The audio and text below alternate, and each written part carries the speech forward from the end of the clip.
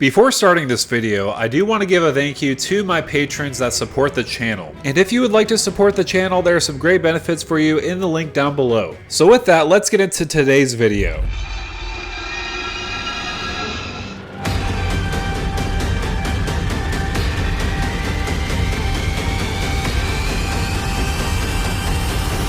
Hey, what's going on YouTube? This is Devin coming back at you with another video today on Pub Stomp MTG. So with this video, I'm going to do my top 10 favorite dinosaurs from the new Lost Caverns of Ixalan set.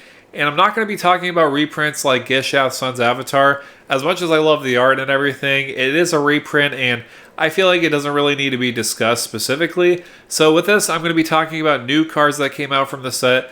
I'm also going to exclude Jurassic World because I wanted to focus on Ixalan. The Ixalan dinosaurs are very cool and very exciting to talk about. And so with the criteria of this, like always, I do like to talk about the power level. I also like to talk about the uniqueness and flavor too, because with dinosaurs, they're my favorite things to talk about. And so there's a lot of things I do want to discuss, so let's jump into it. So on my number 10 spot, I found this very interesting with Fril Imitator. The reason why I do like this is the fact that it kind of negates the legendary rule when it does attack. So for 2 and a green, whenever it does attack, you may have it become a copy of another target dinosaur you control, except its name is Fril Imitator and it has the same ability. So let's just go into a scenario. Say for example, you have Fril Imitator and Gishath on the battlefield. You swing with both of them. Because of Fril's ability, when it does attack, you make it become a copy of Gishath. And many of you are probably thinking to yourself, hey, doesn't the legendary rule apply? You have to sacrifice one of them. That is actually not the case, because when Fril Imitator copies Gishath, it has that ability, except its name is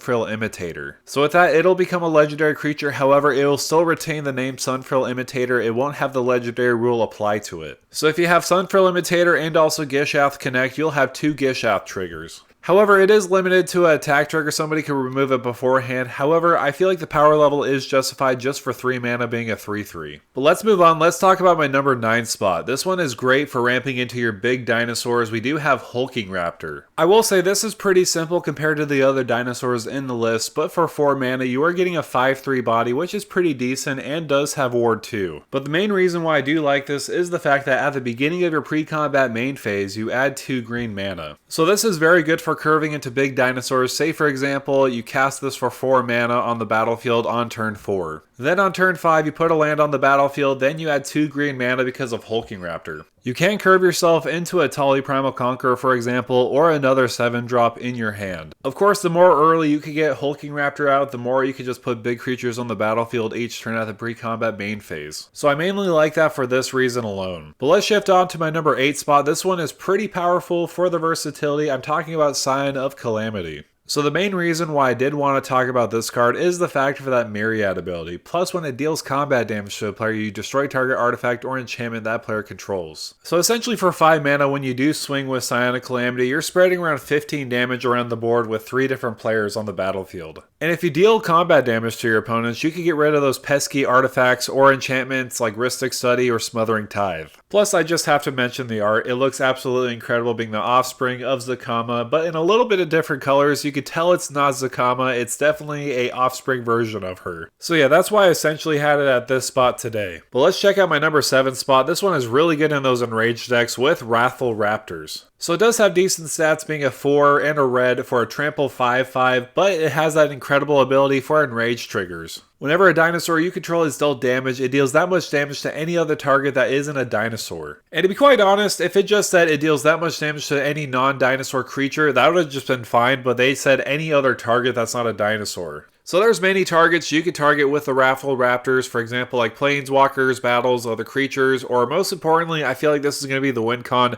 of this card specifically, is by targeting other players. Let's just go into a scenario. Say for example you have 5 creatures on the battlefield that are dinosaurs, including Wrathful Raptors. Then you decide, hey, I'm going to cast a Blasphemous Act. Wrathful Raptors will trigger 5 different times, dealing 13 damage to any other target. So you could definitely knock out a player or 2 depending on how much life total your opponents do have. So if you are playing in any kind of enraged deck, this is a must include to add for sure. But let's move on. Let's move on to my number 6 spot. This one's a very good removal piece with B Foragers. So for 3 and a white, when it enters the battlefield, for each opponent, exile up to 1 target non-land permanent that player controls until B Foragers leaves the battlefield. So basically this is like a Grasp of Fate kind of design where it enters the battlefield, you're going to be exiling 3 other non-land permanents on on the battlefield. But it does have a second ability by paying X and a white, put target card with mana value X exiled with B Foragers into its owner's graveyard, you gain X life. So you have a way, so if somebody removes B Foragers, you could just pay into that ability so that you could put those cards into the graveyard instead of putting it back into your opponent's battlefield. So that alone is amazing. On top of that, it'll work amazing in ETB strategies. Say for example, it entered the battlefield, then you exile 3 different cards on the battlefield, you put them into the graveyard with that ability, you could just reuse that ability by flickering B Foragers so that you could exile some more stuff, so that you could just eat them and put them into the graveyard later on, and repeat that process as long as you have flicker abilities. So this is going to be a very good removal piece in any kind of deck. It doesn't just have to be dinosaurs. But let's move on to my number 5 spot. This one is very good for utility. For example, we do have H Dracos. First of all, I just have to comment on the typing. Dinosaur Dragon, are you kidding me? This is just a fun typing with dinosaur and dragon. But aside from the typing, this is very good in the long term. Say for example, you put this in early on the battlefield. It does have flying and first strike for 5 mana, and it is a 5/5. But it does read, at the beginning of your upkeep, exile the top 2 cards of your library. You may play them this turn. If you exile a land this way, create a 3/1 red dinosaur creature token.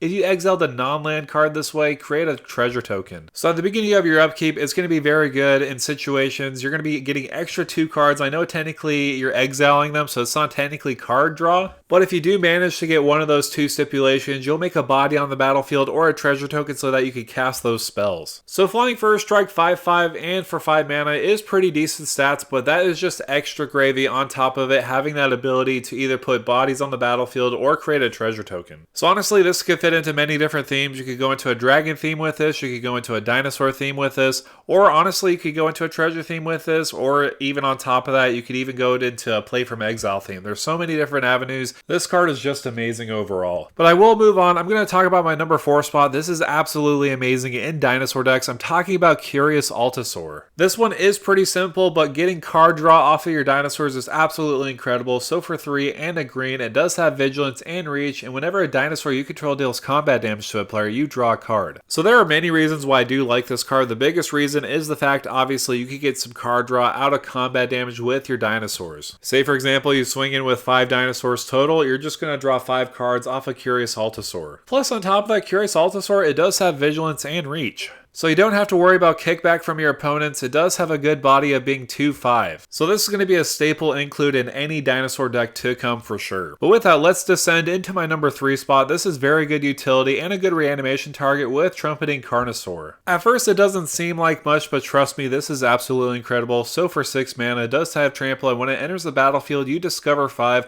Or you could pay 2 and a red, discarding Trumpeting Carnosaur, and it deals 3 damage to any target creature or planeswalker. So first of all, it does have good stats. 6 mana with trample being a 7/6 isn't too shabby. And when it does enter the battlefield, you do discover 5, so basically you cascade 5. Plus that is all based off an ETB, so if you do have flicker abilities, you could just keep on flickering on this and discover 5 each time you do flicker it. But if you do need to get rid of a pesky Ragavan or even an Esper Sentinel, you could just discard this, deal 3 damage to that creature, and then that'll just be dead. Plus on top of that, you're not casting it, you're just discarding it, so that won't trigger Esper Sentinel, giving them a card draw option. And honestly, discarding it isn't even a downside, because if you do have reanimation spells in your deck, you're just going to be reanimating this later on to discover 5 and also have a 7/6 trample body on the battlefield. So yeah, I know 3 mana to deal 3 damage to any creature or planeswalker isn't the best rate. We do have Lightning Bolt just for 1 mana, but remember, this is a creature stapled onto it. So for me, it does have a lot of things going on. It's a big creature on the battlefield that could discover, and also its removal in that early game. However, with that said, let's discover my number 2 spot. This one is very interesting because it's just an uncommon, but it's a very powerful uncommon with Scytheclaw Raptor. So for 2 and a red, whenever a player casts a spell, if it's not their turn, Scytheclaw Raptor deals 4 damage to them. So for me personally, the reason why I do like this at my number 2 spot, I know it's very high up on the list, but it's very powerful. Say for example, you're playing against 3 different control players. Each time they're casting a spell that's not on their turn, they're going to be taking 4 damage on top of that. So far, I played this card in about 2 or 3 games, and honestly, this does inflict some serious damage. So for example, one game, I actually did calculate it out, and I dealt 32 damage just based off of people not playing on their own turn. So seriously, this can be quite good. I will say you can inflict damage to yourself, because whenever a player casts a spell, that does include you. So I would watch out for that. However, if you are playing against control decks, you're just going to be dealing so much more damage to those opponents that are going to be casting spells on your opponent's turns. But on top of that, it's a 4/3 for 3 mana. That's actually really good stats, especially being in red colors. But let's stomp into my number 1 spot. This one is absolutely incredible in any kind of deck that you want to put a lot of creatures out on the battlefield with Galta Stampede Tyrant. So in this list, I tried to avoid legendary creatures because they could be commanders themselves, and I wanted to focus in on the 99. However, Galta is more suited in the 99 just due to the mana cost. But again, I do feel like it is better in the 99 instead of being a commander herself, but she does have amazing stats for 8 total mana. You have Trample 12/12 and does have an amazing ETB. So when she does enter the battlefield, put any number of creature cards from your hand onto the battlefield. So obviously this is very dependent on how much creature cards you do have in your hand, but say for example you just have one big giant creature like a Gishath, then Galta basically kind of pays for herself, putting another body on the battlefield, including herself being a Trample 12/12. But again, what makes this so powerful is the fact that it's the enter the battlefield trigger, so you could use cards like Ephemerate to flicker her back onto the battlefield, reuse that ability so that you can put more dinosaurs onto the battlefield